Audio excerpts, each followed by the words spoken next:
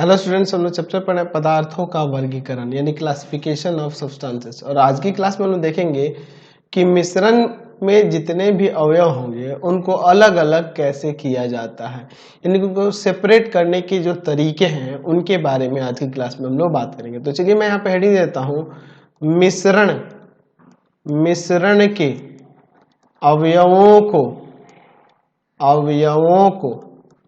मिश्रण के अवयवों को अलग अलग करना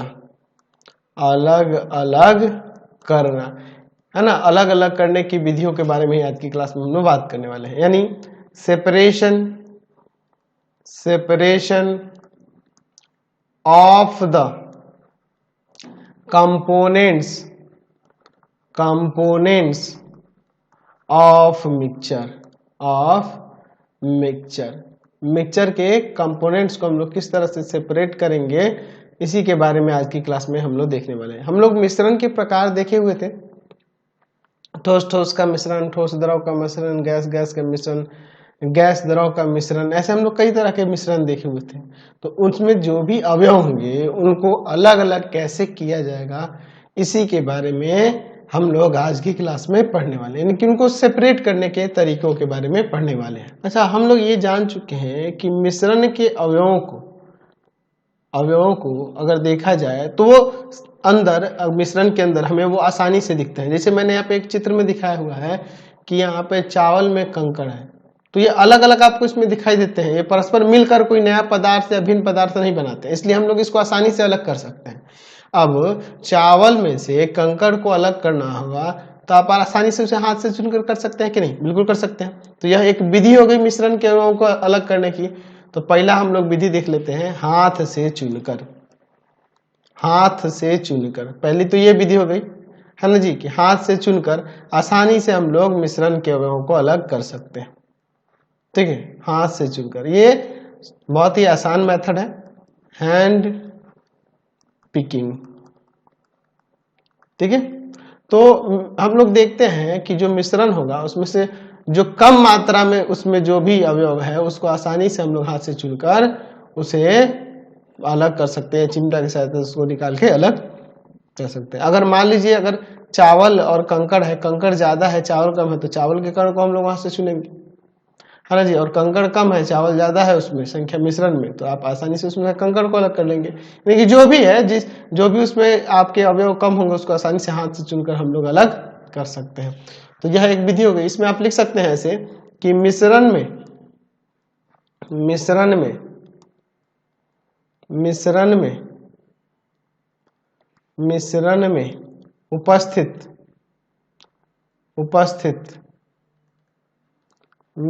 में उपस्थित बड़े आकार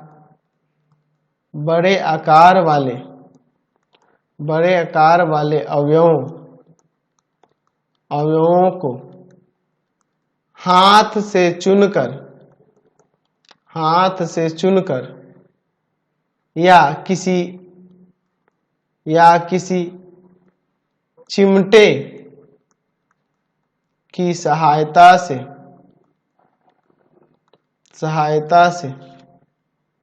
अलग अलग किया जा सकता है। ठीक है, जैसे चावल में उपस्थित कंकड़ के टुकड़े को हाथ से चुनकर अलग कर लेना, है ना। जैसे चावल में उपस्थित कंकड़ को हाथ से चुनकर अलग करना। ठीक है, तो यह एक विधि हो गई, हाथ से चुनकर। ऐसे बहुत सारे मिश्रण हो सकते हैं जिसमें से हाथ से चुनकर उनके अवयवों को हम लोग अलग कर सकते हैं, समझे ना जी। चलिए दूसरा हम लोग देखते हैं, दूसरा विधि देखते हैं, छलनी से चाल कर हम लोग अलग कर सकते हैं, यानी कि सीविंग। देखिए जो मिश्रण होते हैं, जैसे आटा हुआ, आटा से जैसे चोकर को अलग करना है तो इस तरह से हम लोग छलनी से चाल कर चोकर को अलग कर लेते हैं, आटा को अलग कर लेते हैं। ठीक है। तो उसमें बड़े आकार के जो होते हैं वो चलनी से चल कर अलग हो जाते हैं, छोटे आकार के नीचे आ जाते हैं। उसी तरह बालू को भी उसी तरह चला जाता है। ठीक है। तो एक्चुअल में होता क्या चलनी में, ये जाली लगा होता है और चारों तरफ से क्या होता है, एक उसको कस, एक फ्रेम होता है, कह सकते हैं फ्रेम से जुड़ा होता है। तो जब इस मिश्रण को जब इस जाल में के ऊपर डालकर हिलाया जाता है तो क्या होता है, छेद से जो छोटे टुकड़े होते हैं नीचे गिर जाते हैं और बड़े आकार के टुकड़े ऊपर ही रह जाते हैं। तो इस विधि को हम लोग कई तरह से प्रयोग कर सकते हैं, जैसे बालू को चालना, आटे को चालना, सूजी को चालना, है ना जी, और सरसों को भी चालने के लिए भी चलनी आता है, तो उसमें से जो है गंदगी हुई वो नीचे चल जाता है। ऐसे कई सारे ऐसे मिश्रण होंगे जिसमें से हम जिसका उपयोग कर सकते हैं इसके द्वारा चालने के लिए। तो लिख सकते हैं मिश्रण में उपस्थित बड़े आकार वाले अवयवों को चलनी से चालकर आसानी से अलग किया जा सकता है। चलनी क्या होता है जी, तो लिख सकते हैं कि चलनी एक यांत्रिक युक्ति है जिसमें एक जाल का फ्रेम एक जाल फ्रेम से, ऐसे लिख देते हैं, फ्रेम से जुड़ा होता है। इसमें लिख सकते हैं कि जब मिश्रण को इस जाल के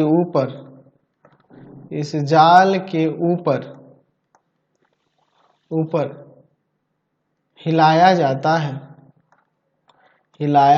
है तब जाल की छेद से छोटे छोटे टुकड़े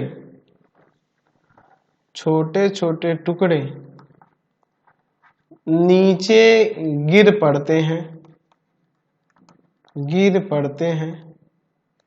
जबकि बड़े आकार वाले टुकड़े जाल के ऊपर ही रह जाते हैं। तो इससे क्या हो जाएगा, मिश्रण के अवयव अलग हो गए कि नहीं। तो इसमें इसका उपयोग कैसे कर सकते हैं, आटा चालने के लिए, बालू को चालने के लिए, है ना जी।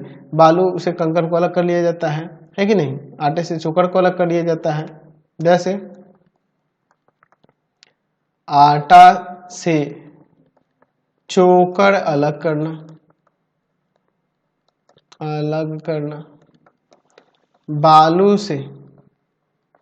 बालू से पत्थर अलग करना, ठीक है। इसी के प्रयोग द्वारा हम लोग कर सकते हैं। तो नेक्स्ट देखते हैं हम लोग थिराना यानी कि सेडिमेंटेशन। थिराना क्या होता है, देखिए अगर मान लीजिए कोई आपके पास मिश्रण है, एक द्रव का और एक अविलय का, जैसे मैंने यहाँ पे जल और बालू का मिश्रण लिया हुआ है, तो मैं क्या करूंगा, जब कुछ समय तक इसको स्थिर छोड़ दूंगा तो इसमें जो भारी कण होंगे ना, इन ठोस के कण जो होंगे वो नीचे बैठ जाएंगे। जैसे इसमें बालू नीचे बैठ गया और पानी ऊपर आ गया, और ये नीचे वाले को हम लोग तलछट कहते हैं, ठीक है।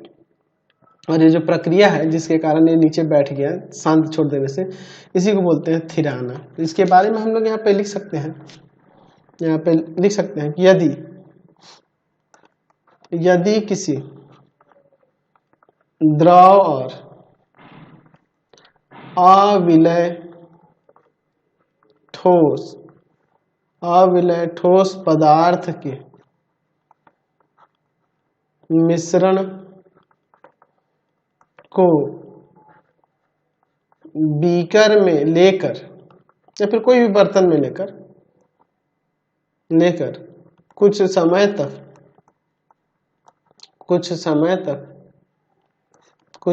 तक स्थिर छोड़ दिया जाए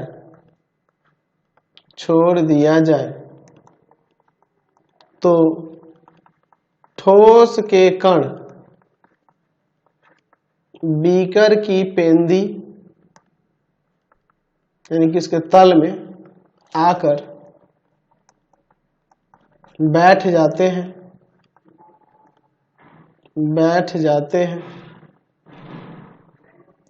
ये कण तलछट कहलाते हैं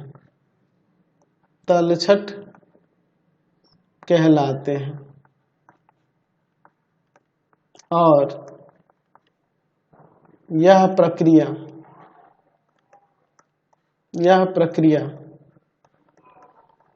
थिराना कहलाती है।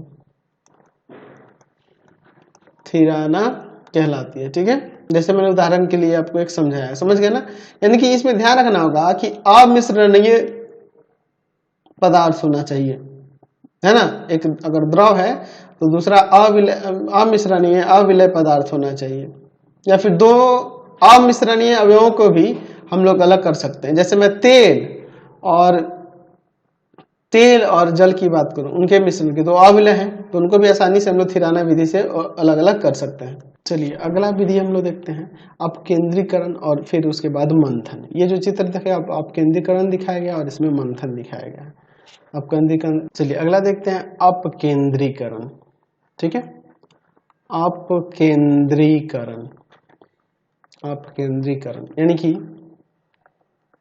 सेंट्रीफ्यूगेशन क्या होता है। तो इस विधि में क्या होता है कि जो मिश्रण होता है उस मिश्रण को विशेष प्रकार की बनी दो परख नलियों में लिया जाता है, जैसे कि यहाँ चित्र में दर्शाया गया है। ठीक है, इनको क्या कहते हैं, अपकेंद्री नलिया कहते हैं। ठीक है, इन दोनों नलियों को अलग अलग ग्राहकों में अलग अलग होल्डर में रखा जाता है, जैसे कि इस चित्र में आप देख रहे हैं लिए गए हैं। और फिर इसको क्या किया जाता है कि यहाँ पर इसे तेजी से घुमाया जाता है, जैसे कि यहाँ चित्र में देख रहे हैं, इसमें घूम रहा है ना ये तेजी से, ये दोनों नलियां यहाँ तेजी से घूम रही हैं।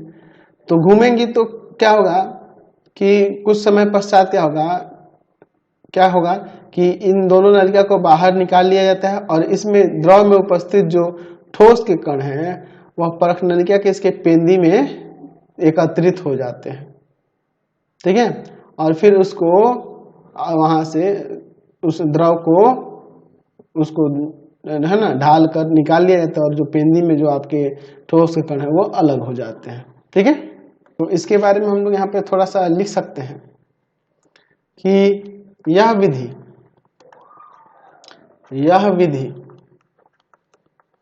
वैसे मिश्रण के लिए प्रयुक्त होती है जिसमें द्रव में निलंबित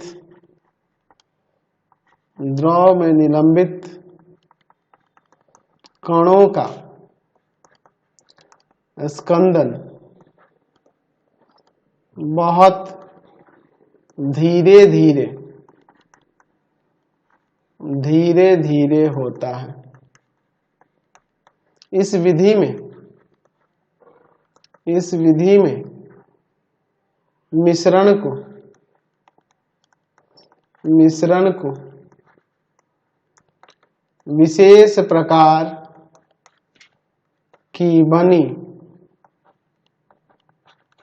दो परख नलियों में लिया जाता है।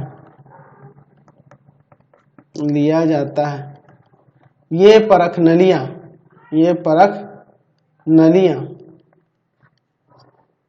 क्या कहलाती हैं जी, अपकेंद्रित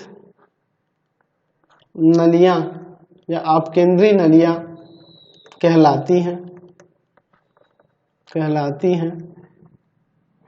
इन दोनों नलियों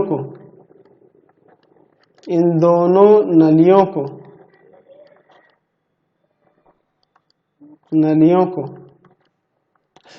अलग अलग ग्राहकों में यानी होल्डर में रख कर तेजी से घुमाया जाता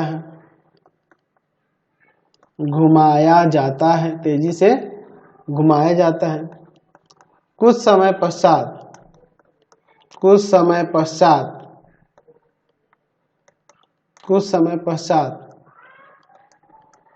घूर्णन रोक कर अपकेंद्रित नलिकाओं को बाहर निकाल लिया जाता है।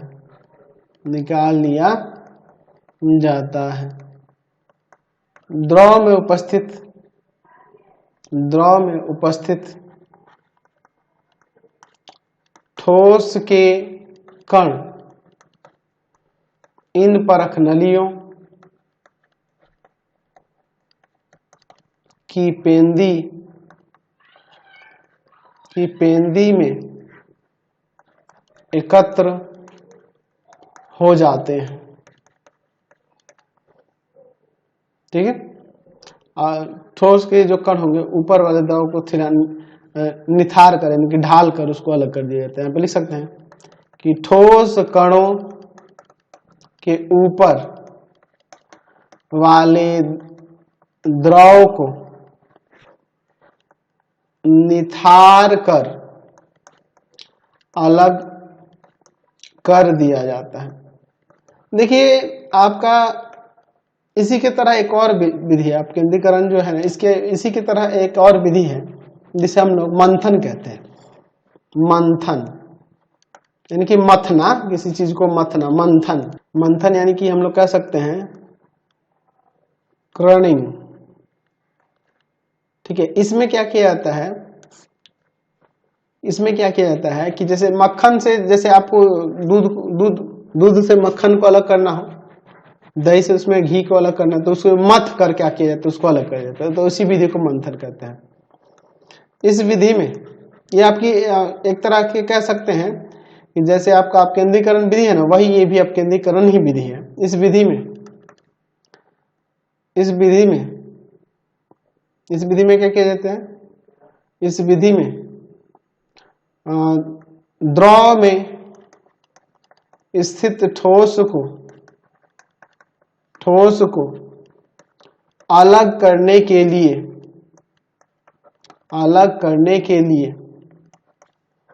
तेजी से उसे मथा जाता है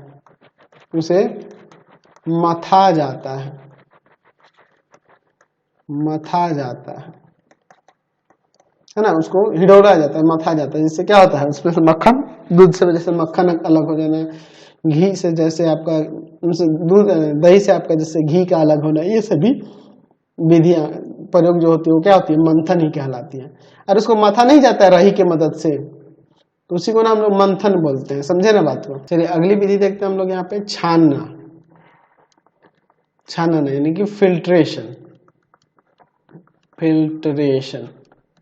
तो इसमें क्या किया जाता है कि कभी कभी मिश्रण में जो ठोस के कण होते हैं वो अत्यंत सूक्ष्म कण होते हैं, और उनको क्या किया जा सकता है, उसे जैसे थिराना या फिर थिराना प्रक्रिया द्वारा हम लोग से पृथक नहीं कर सकते। थिराएंगे तो बैठेगा नहीं नीचे।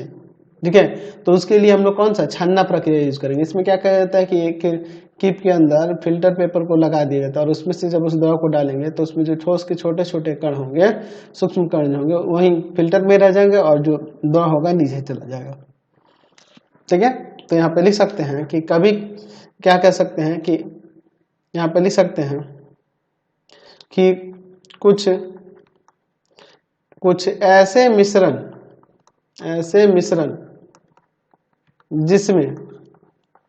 जिसमें ठोस के कण अत्यंत छोटे होते हैं। ऐसे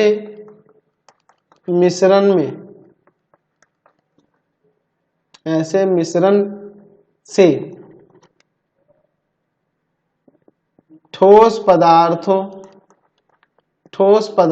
को द्रव से अलग करने के लिए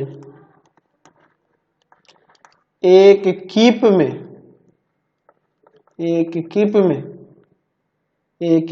में छन्ना पत्र लगाकर जब उसमें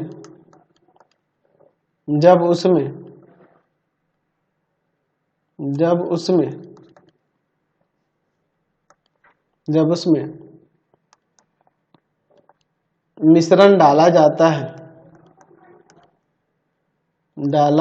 है तो द्रव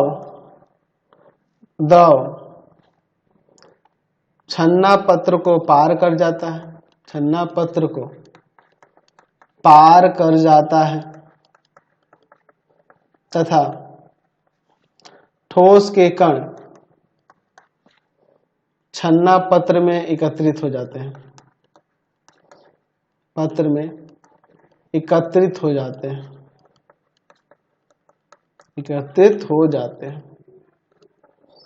तो ये भी विधि सही है ना। आसानी से हम लोग उस मिश्रण के जो ठोस के कण होंगे उसमें उसको अलग कर सकते हैं और द्रव को अलग कर सकते हैं। तो आज की क्लास में इतना ही रहने देते हैं। नेक्स्ट वीडियो में आगे देखेंगे। आपको हमारे 3 चैनलों को सब्सक्राइब करना होगा। पहला है पाथफाइंडर क्लासेस छपरा। दूसरा है आपके पास भारती भवन रविकांत